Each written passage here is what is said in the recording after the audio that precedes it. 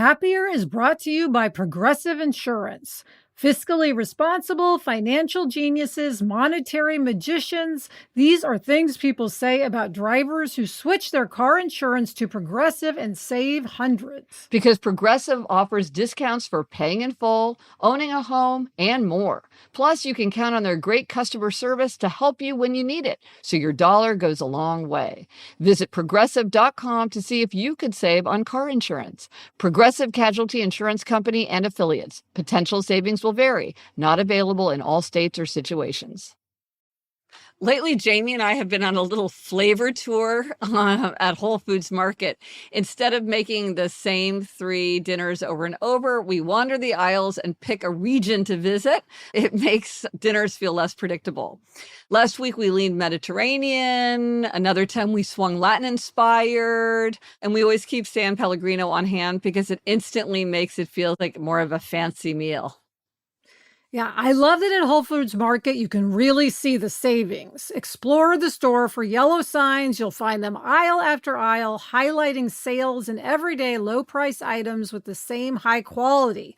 Get inspired to try something new. And if you truly don't want to cook, that's me, the prepared foods section saves me. Empanadas or burritos and dinner is just handled. Whole Foods Market makes it easy to take it easy when it's dinner time. Save on regional flavors at Whole Foods Market.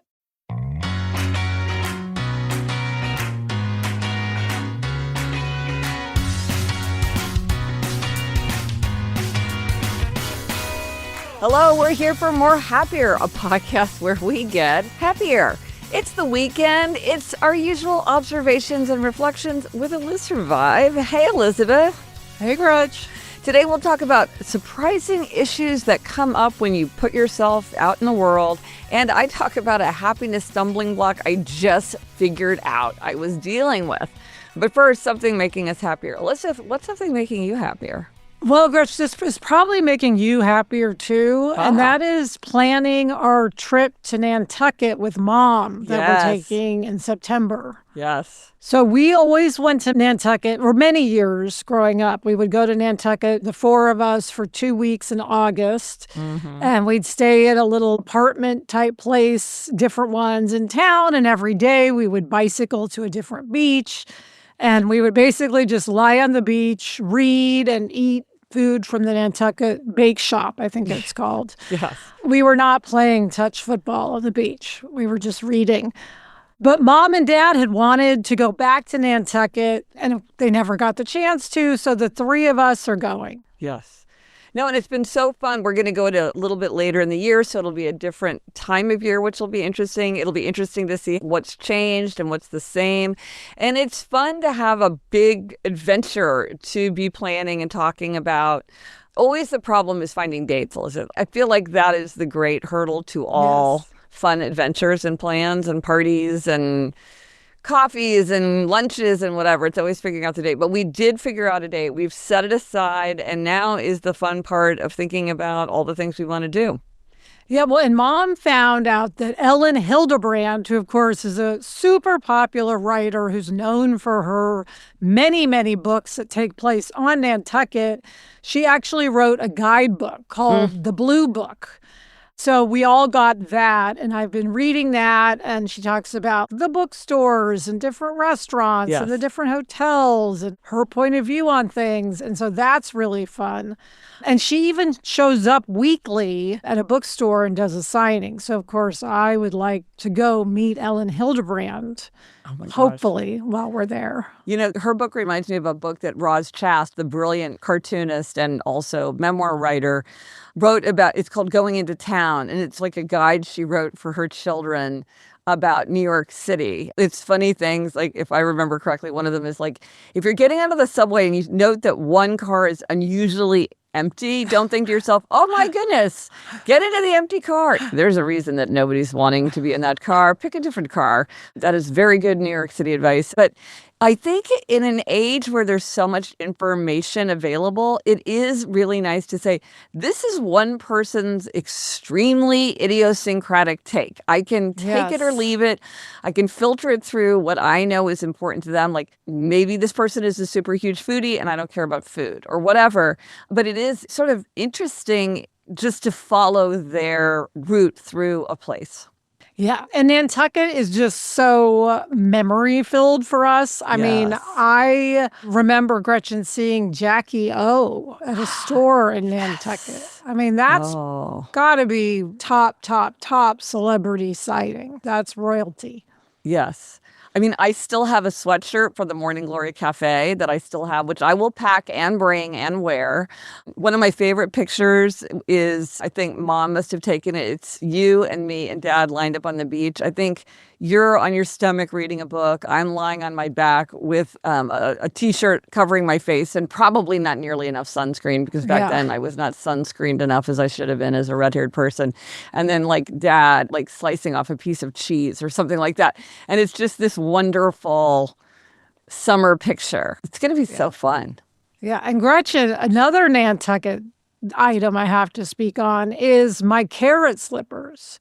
Oh, that's right. You got them in that store that we loved so much. What was Yes. the name? So of it? every year, Christmas, I'm sure I've talked about this on the podcast. Iconic. I wear these enormous Yes. slippers in the shape of carrots. Yes. And Yes. I had done that since, like, I don't know, I got those when I was maybe 10 or 12.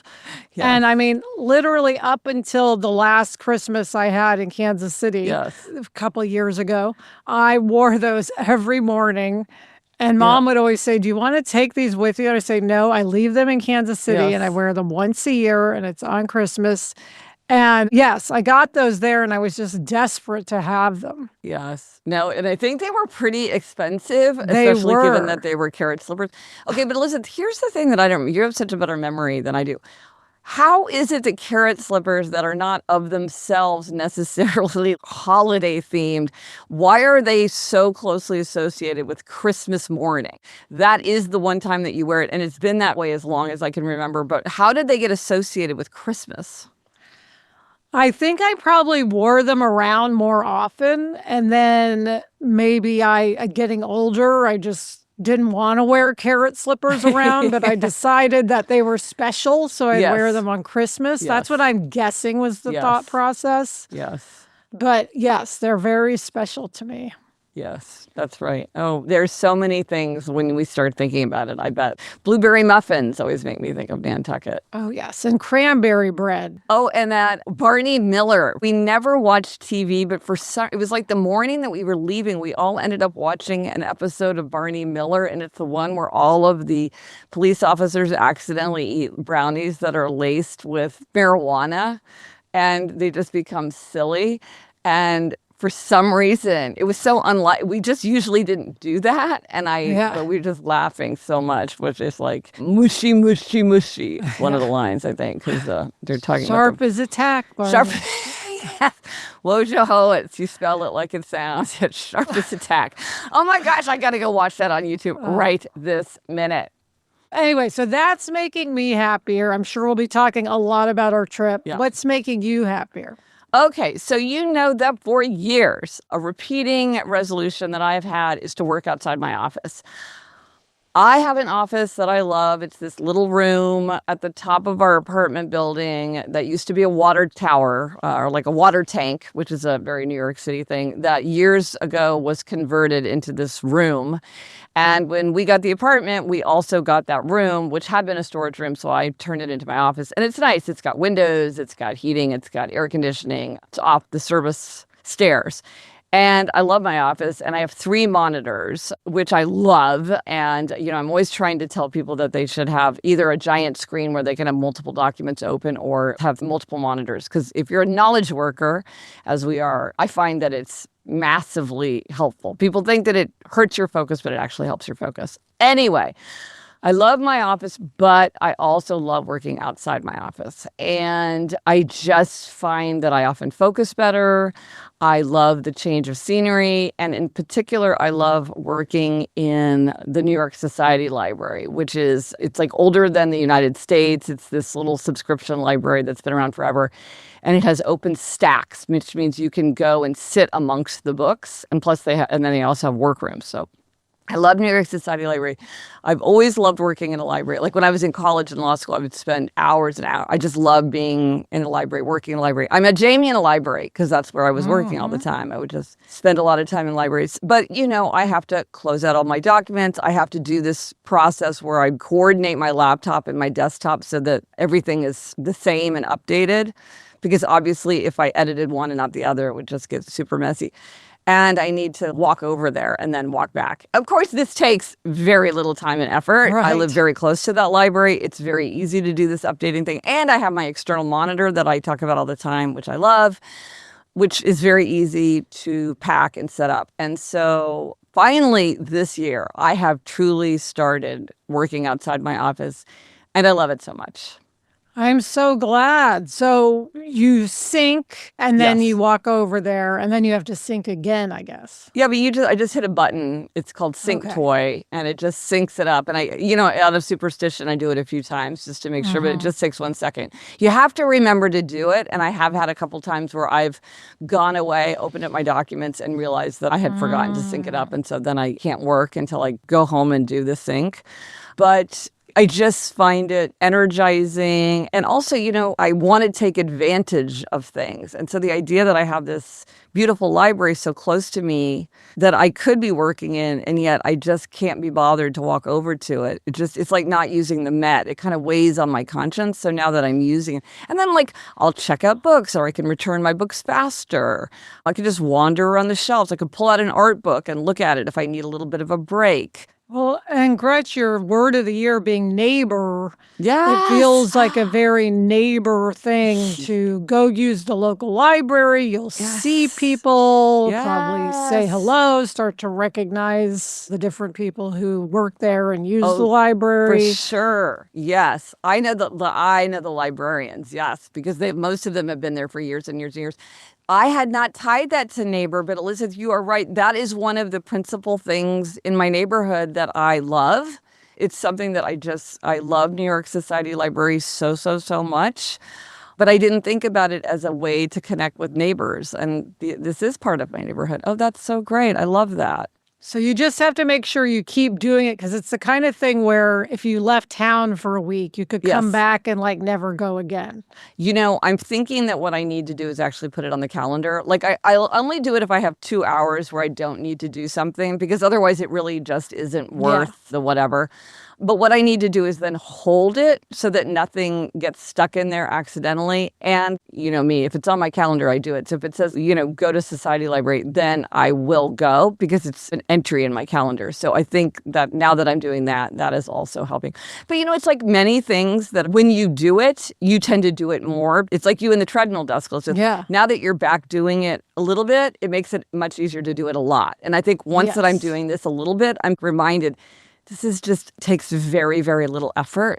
And yet it gives me immense pleasure and it makes me more productive. So this is like a win-win-win.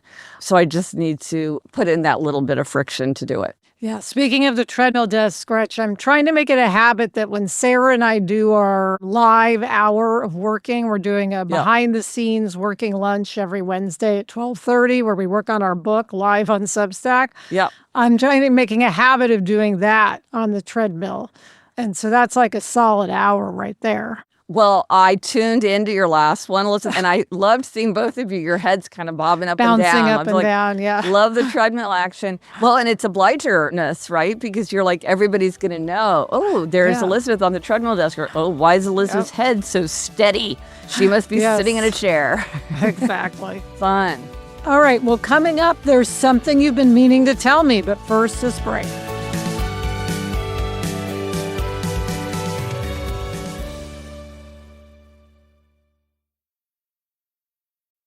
These days, fast, reliable internet is essential to everyday life. And if you have a business, it's even more essential. Yes. Spectrum Business keeps businesses of all sizes connected seamlessly with internet, advanced Wi-Fi, phone, TV, and mobile services.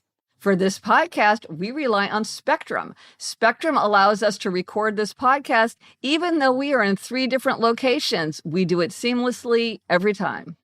And Spectrum Business offers 100% US-based customer support 24/7 to help you stay up and running. They also offer tailored connectivity solutions with packages built for your business budget. Millions of business owners rely on Spectrum Business to keep them connected. Visit spectrum.com/business to learn more. Restrictions apply. Services not available in all areas. These days, I am all about quality over quantity, especially in my closet. If it is not well made and versatile, it is just not worth it to me. And that is why, Gretchen, I love Quince. The fabrics feel elevated, the cuts are thoughtful, and the pricing actually makes sense. You know, Gretchen, I can't live without my Quince Mongolian cashmere sweaters, but I also love their t-shirts. Their cotton poplin is crisp and holds its shape. I can wear everything season after season. And I love that these pieces are consistently rated 4.5 to 5 stars by thousands of customers. Right now, go to quince.com/Gretchen for free shipping and 365-day returns. That's a full year to wear it and love it, and you will. Now available in Canada, too. Don't keep settling for clothes that don't last. Go to quince.com/Gretchen for free shipping and 365-day returns. Quince.com/Gretchen. Are you a trailblazer, a risk taker, someone with countless tales of epic adventure? Well, I'm not quite there yet, but I'm working on it. Even the boldest among us started small, daring themselves to reach greater goals each day. If you're looking to take on a challenge like that, the Defender is too. It's a vehicle built for those capable of great things, whether you're charting new territory or just escaping the city for the weekend. The Defender, engineered to meet challenges head-on so you can explore with confidence. An icon reimagined, designed for a new generation of explorers. Choose from the Defender 90, 110, or 130, seating up to 8 adventurers. With a tough-tested exterior, a modern and functional interior, and intelligent tech like 3D surround cameras and the Pivi Pro infotainment system, every journey feels limitless. Because like you, the Defender is capable of great things. Build your Defender today at LandRoverUSA.com. Okay, Gretch, we are back, and there's something you've been meaning to tell me. Okay, so I had this realization, which I thought was very helpful. So this occurred to me because I went to a dinner party, which was super, super fun. And the fact is, I just talked too much. I just was talking too much. And I think sometimes in places like that, I talk too much because I do spend a lot of my day in silence. And I think, oh, I'm so excited to be talking to people. I got to talk, talk, talk. But I just talk too much. And, you know, you have that bad feeling when you walk away, sort of post-party blues. Or sometimes, like, maybe you say something, like you get somebody's name wrong, or you've obviously mixed them up with somebody else, or you didn't remember something important. I don't know, you just feel like you put your foot in your mouth in some way, and you just feel bad, right? Yeah. And then, like, having a party. Sometimes when you have a party, you're like, oh, I can't decide exactly who to invite. And what if I invited this person, but maybe this person's feelings are hurt, or maybe people are going to judge my house, or whatever. And what I realized is, we think of things like going to parties, entertaining, going out in the world as fun, and it's going to be great. Or maybe you're going to volunteer and do something good in the world. But sometimes you feel bad. Sometimes things happen and you don't feel good. You feel bad. You feel remorseful like I did, or you feel worried, or maybe you feel anxious or judged, or maybe you get resentful. And I think it's helpful just to say, like, that is just part of putting yourself out into the world. If you put yourself out into the world, it's just not going to be 100% fun and games. It's not going to be all good vibes. And we just do it anyway because it's worth it. And because in the end, yeah, I talked too much at that dinner party, but probably people are like, that's okay. Or they didn't notice. I mean, it's funny Maybe. because I had a similar thing at a dinner party recently where the next day I'm like, my gosh, I was talking a lot. Like, what was that?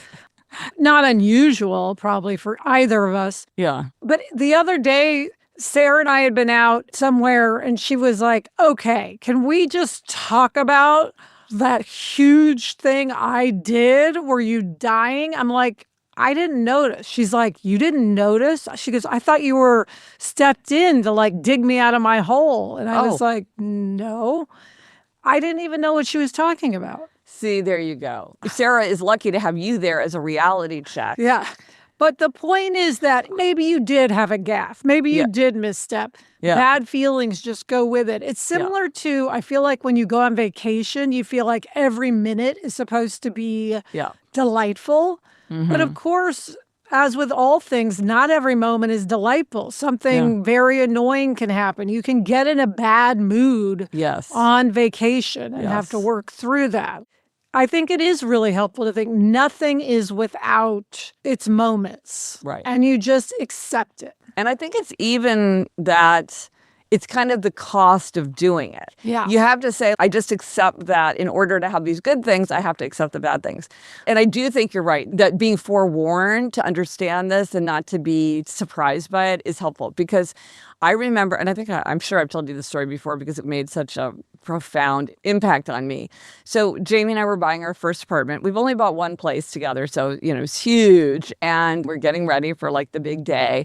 And somebody said to me just sort of offhandedly, now just brace yourself, you're going to feel awful. And I was like, what are you talking about? I thought, oh, this is like a huge milestone of adulthood. This is amazing. And she goes, oh no, you're going to feel like you're making the biggest mistake of your life. You're going to feel like you've signed your life away and you're going to feel awful. And I was like, really? And then we got there and I felt terrible. And had she not warned me, I think I seriously would have been like, well, maybe we need to rethink this. Maybe we need to back out. Maybe these cold feet are really telling me something important. And maybe for some people that would have been true. But for me, it was just what she said. It's such a big step. There's so much solemnity around it that it's not a moment of, at least for me, I didn't feel excited and happy. And it was very helpful to know that a good friend had just exactly the same response as I had. It also reminds me of your saying, Gretchen, scheduling is life. Yes. It's not pleasant. Nobody likes it, but scheduling is life. Well, also, as you're saying, the price of being out in the world and doing things is that sometimes you're going to get a bad feeling. Yes. And that is living. I mean, you don't want to go to the dinner party and just sit there and not talk because you don't want to talk too much. I mean, you also contributed a lot to the dinner party. I'm sure you were very entertaining and had many interesting things to say. Yeah, it is very scheduling is life adjacent, where it's just, this is just how it goes. This is what it takes. This is what we accept. It's like you have to brush your teeth. Yeah. That is part of life. It's not the most fun, interesting part, but life has these annoyances. It's even different from that because I think there is a feeling like, if I behaved better, if I did everything right, or I could avoid this, or I should feel bad about the fact that I'm feeling bad, or like maybe if I were a better housekeeper, I would feel less judged when people come over to my house for dinner or whatever. But this is just part of it. It's not like if you did everything right, you would be free from it. It's just part of it. Yeah. Interesting. Yeah. I think that's a very good insight that I'm going to use. Okay, Gretch, what is our spotlight on a tool this week? Well, when spring approaches, a lot of people feel like they get a fresh beginning. It's kind of a different kind of new year than January 1st. So March is a good time to revisit how you designed your year, or if you didn't do the design your year exercises before, you can do them now. It's always a good time to do that. I have added new tools to the Design Your Year hub on my site. So you can, if you haven't done it, you can make your 26 for 26 list. You can pick a one-word theme. You can join the Move 26 26 to 26 challenge. It really is never too late to start designing your year. I think sometimes people feel like if they miss that January 1st, they've blown it until the next year. But, the best time to design your year is January 1st. The second best time is now. And it's all at happiercast.com/design your year, or just go to my website and poke around. It's right there. Yes, I love printing out the list and then being able to put it on my wall for the yearly items with the word. Mine is right next to me right now. And Elizabeth, I have not crossed off a single item. No, that's so unlike you, Gretch. Well, yeah, I know. I got to get on it. All right, coming up, we're going to talk about a happiness stumbling block that you noticed recently. But first, a spray.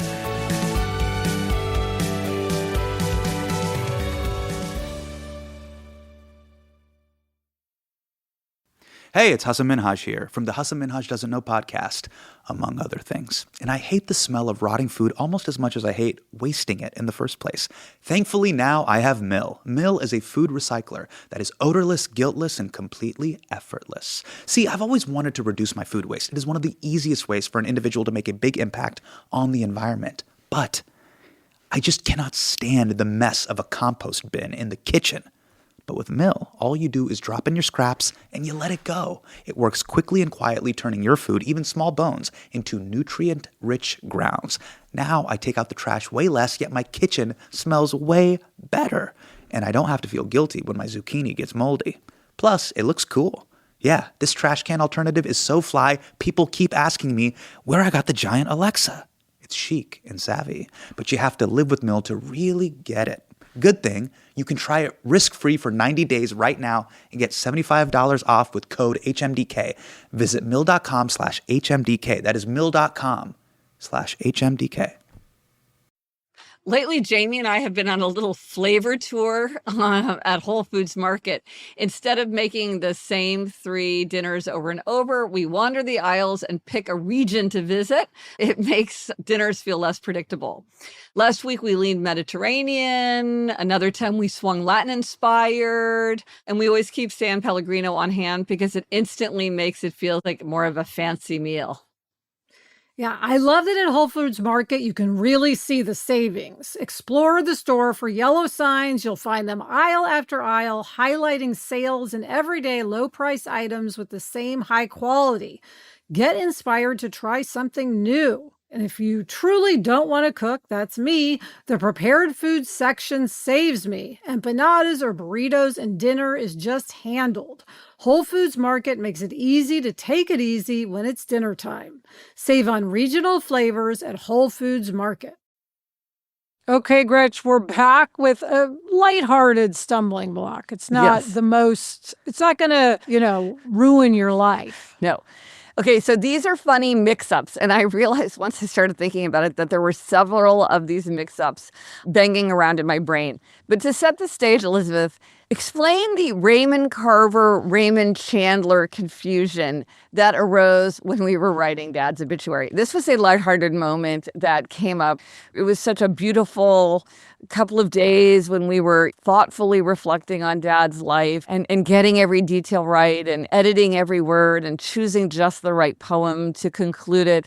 But then we realized after we'd finished, that there was something that had become a little mixed up. Yes. So when we were writing Dad's obituary, you and Mom had found a poem by Raymond Carver called Late Fragment that we wanted to use in the obituary. Beautiful poem. And we're talking about it all the time. Oh, the Raymond Carver poem, like, oh, it's so beautiful. Well, I'm so happy we found it. And then after a couple days, we were talking, and somehow it came up that Mom and I both, independently, never having discussed it, thought Raymond Carver was Raymond Chandler, who wrote noir stories, like a lot of LA noir mystery novels. And both of us had just thought, wow, this guy is so, diverse in his abilities. Like, he wrote these noir mysteries and he wrote all of these amazing poems. And you were like, no, I don't think that's the same person. And Mom and I were like, oh, yeah, that's Raymond Carver. He also wrote these noir mysteries. And we almost had Oh. you convinced that we were right because we were both so sure about it. And then you looked it up and you're like, no, Raymond Chandler, who wrote The Big Sleep and The Long Goodbye and had a famous character named Philip Marlowe. Yeah. I've listened to many of his books, but that was just hilarious. They have nothing in common in their writing, except, they're both named Raymond and they both have C last names.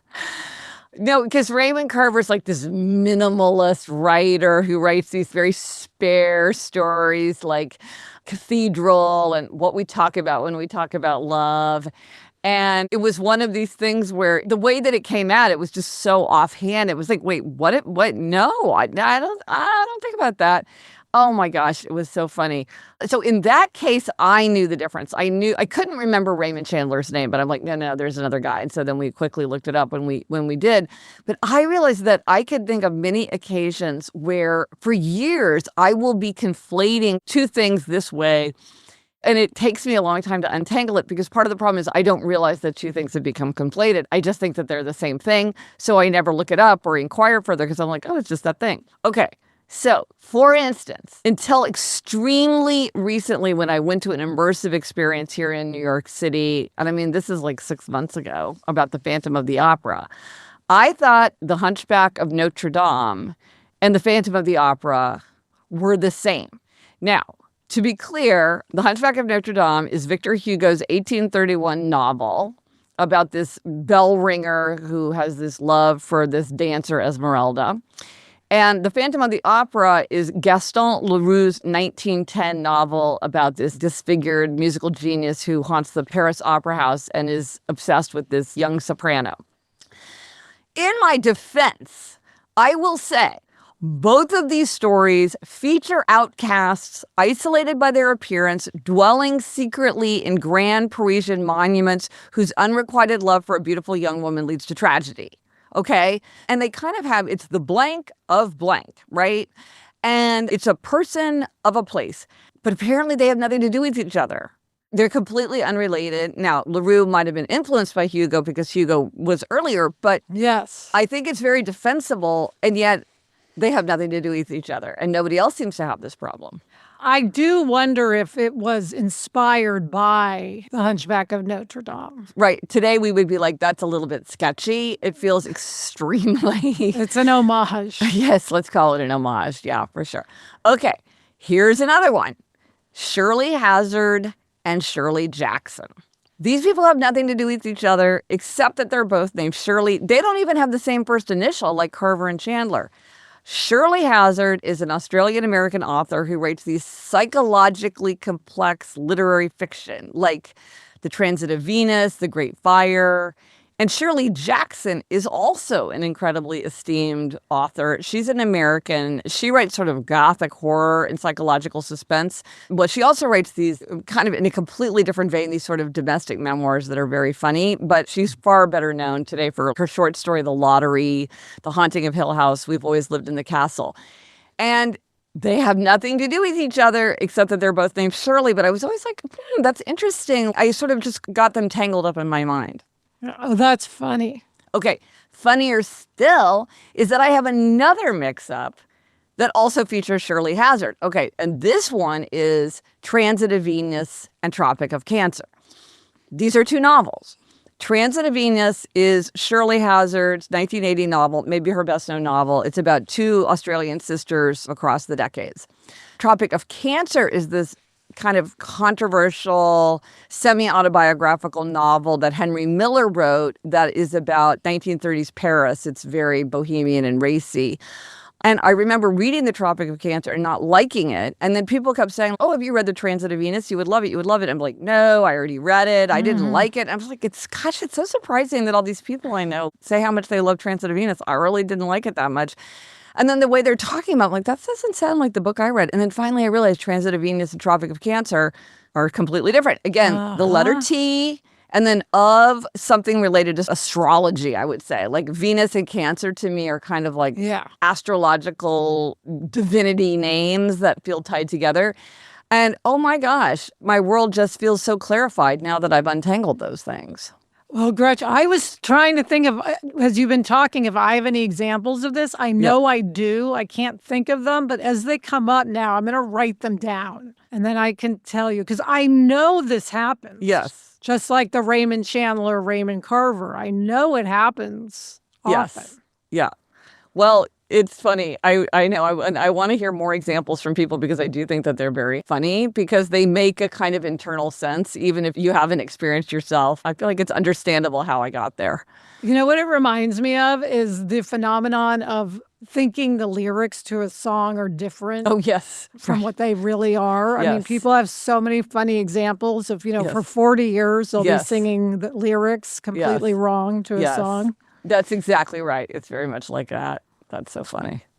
Okay, Gretch, what is our quotation this week? Okay, this comes from James Baldwin, whose writing I love. It's an interview with Richard Goldstein called Go the Way Your Blood Beats. And here is what he said. If you don't live the only life you have, you won't live some other life. You won't live any life at all. That's the only advice you can give anybody. And it's not advice. It's an observation. Love that. So, Elizabeth, are you feeling happier? Yes, I am feeling happier. Thank you to Chuck. Bye, Gretch. Bye, Elizabeth. The best time to start a happiness project is 20 years ago. The second best time is now.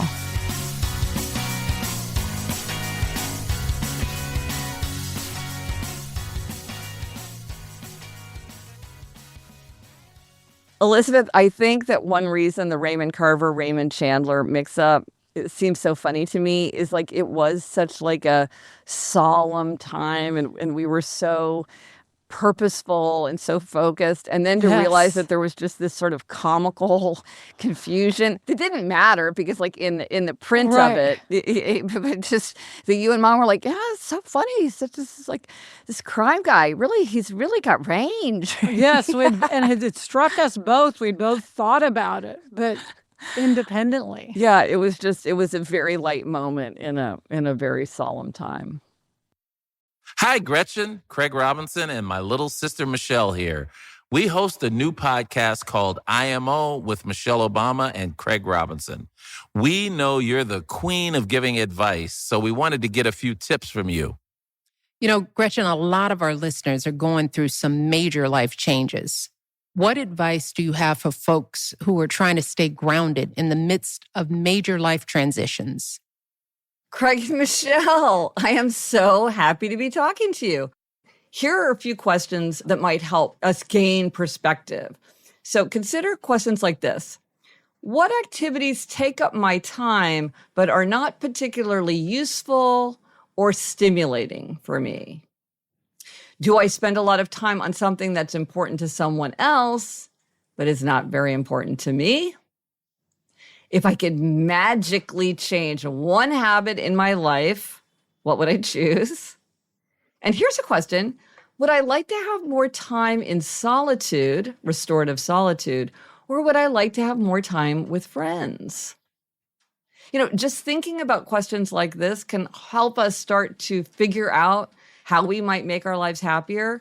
With greater self-knowledge, we're better able to make hard decisions that reflect ourselves, our own nature, our own interests, our own values. In my own case, I have found that the more my life reflects my nature, the happier I get, and the more grounded I feel when I'm going through a period of major change or transition. For more great advice, search for IMO with Michelle Obama and Craig Robinson wherever you get podcasts. You can listen to Issa Rae on letting go of certain friendships, Kiki Palmer on why disappointment is actually the key to career success, Seth and Lauren Rogan on caring for aging parents, and so many more.